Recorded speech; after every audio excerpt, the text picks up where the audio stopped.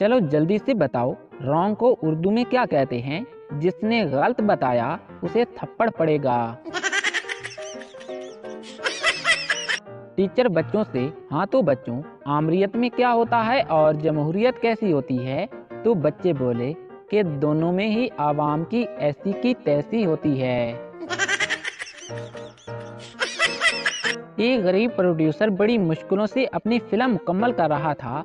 एक रोज उसे किसी शख्स से हीरो की लड़ाई का मंजर फिल्म बंद करना था। उसने सोचा कि किसी दूसरे शख्स को कास्ट करने की क्या जरूरत है। उसने हीरो से कहा कि वो सामने बस स्टॉप पर जो शख्स गालिबन अपनी बीवी के साथ खड़ा है, किसी तरह उससे झगड़ा शुरू कर दो।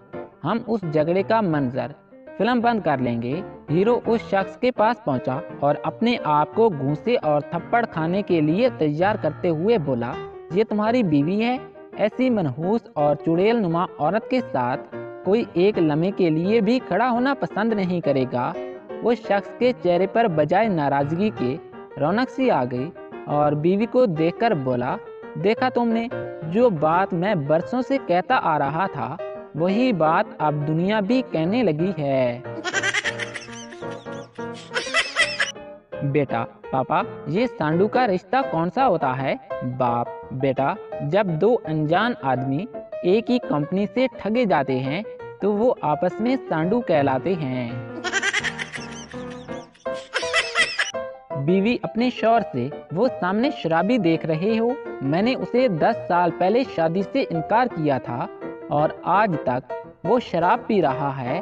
शौहर, अरे वाह, इतना लंबा जश्न।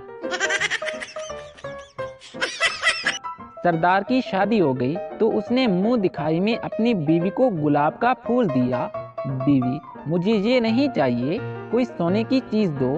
फिर क्या था, सरदार जी ने उसे नींद की गोली दे दी।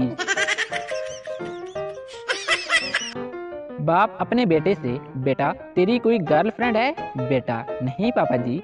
बाप, बेटा, आजकल तो सबकी होती हैं, थोड़ा सोशल बनो। बेटा शर्माते हुए, हाँ पापा, एक है।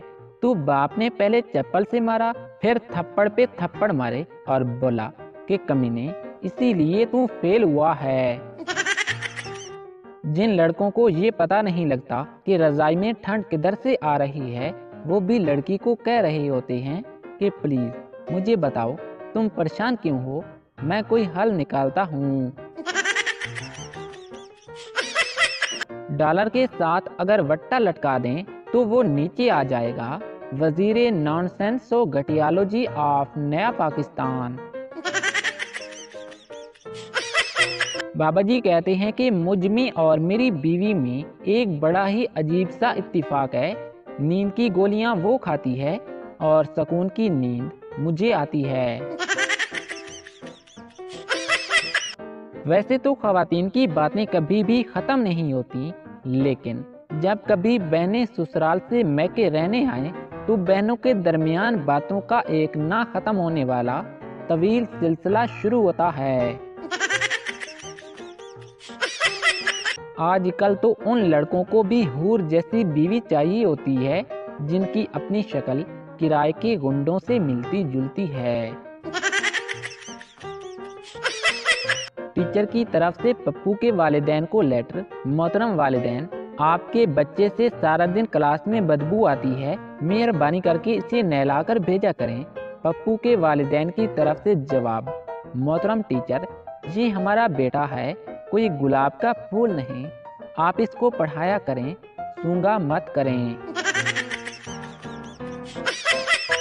बाबा जी कहते हैं कि अगर किसी बंदे को बताओ कि आसमान में 800 अरब तारे हैं तो वो आसानी से मान लेगा, लेकिन अगर ये कहो कि दरवाजे पर ताज़ा ताज़ा पेंट किया है, दूर रहना, तो बगैर उंगली से चेक किए कभी नहीं मानेगा।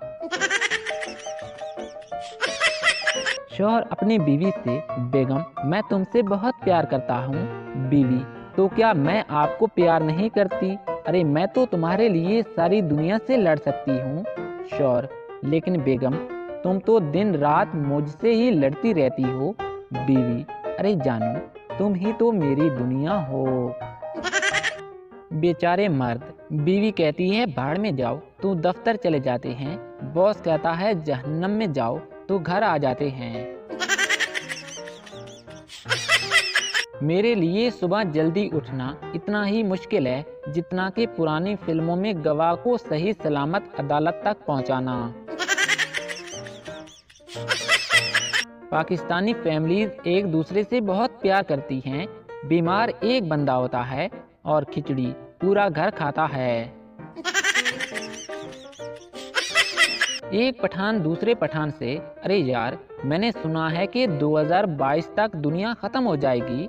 दूसरा पठान, अरे ऐसा नहीं होगा, मैंने काली वॉशिंग मशीन खरीदी है और उस पे 2024 तक की गारंटी है। सरदार जी के सर में बहुत दर्द था। सरदार डॉक्टर के पास गया और डॉक्टर से कहा कि वो उसे कोई अच्छी सी दवा दे। डॉक्टर ने कहा कि सरदार जी, आपको इस वक्त सबसे ज़्यादा आराम की ज़रूरत है। मैं आपको सोने की कुछ गोलियां दे रहा हूँ, वो रात को अपनी बीवी को खिला देना।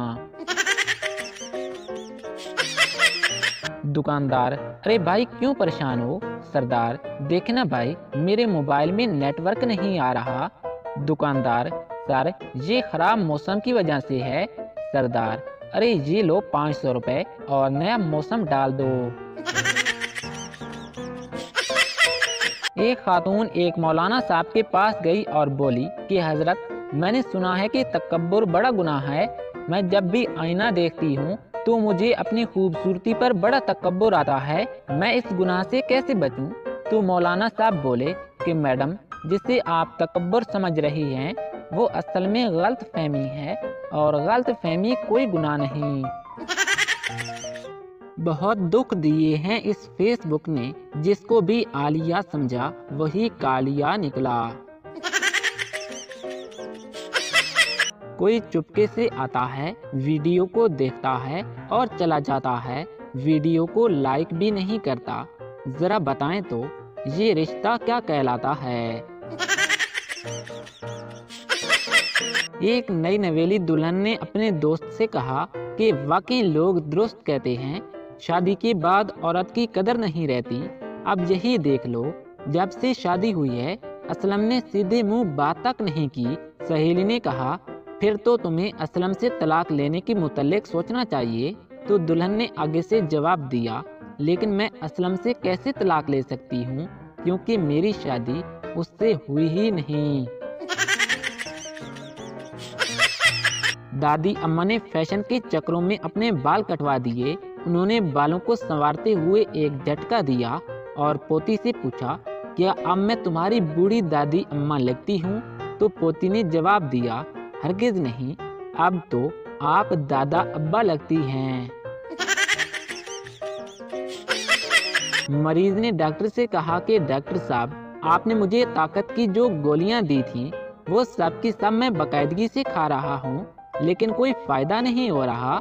अब भी मैं अपने आप को कमजोरी महसूस कर रहा हूँ। तुम आजकल क्या खा रहे हो? डॉक्टर ने दरियाफ्त किया। तो मरीज ने हैरत से पूछा, अच्छा तो क्या उन गोलियों के अलावा मुझे खाना भी खाना था? डॉक्टर मरीज से, आपको जब सर्दी से बुखार चढ़ता है तो क्या दांत भी कट कट बजते हैं? मरीज, मालूम नहीं जनाब, क्योंकि मेरे दांत तो रात को मेज पर रखे होते हैं। ज्वेलरी शॉप के बाहर से गुजरती हुई एक लड़की ने एक हार देखकर कहा, वाओ ब्यूटीफुल। दुकान के मालिक ने लड़की को बुलाया और उससे पूछा कि बेटी, क्या आपको हार पसंद है? तो लड़की ने बहुत खुश होकर जवाब दिया, जी बहुत पसंद है। तो दुकान के मालिक ने लड़की के सर पे हाथ फेरा और प्यार से कहा कि बेटा, तुम सुबह आकर फिर देख लेना।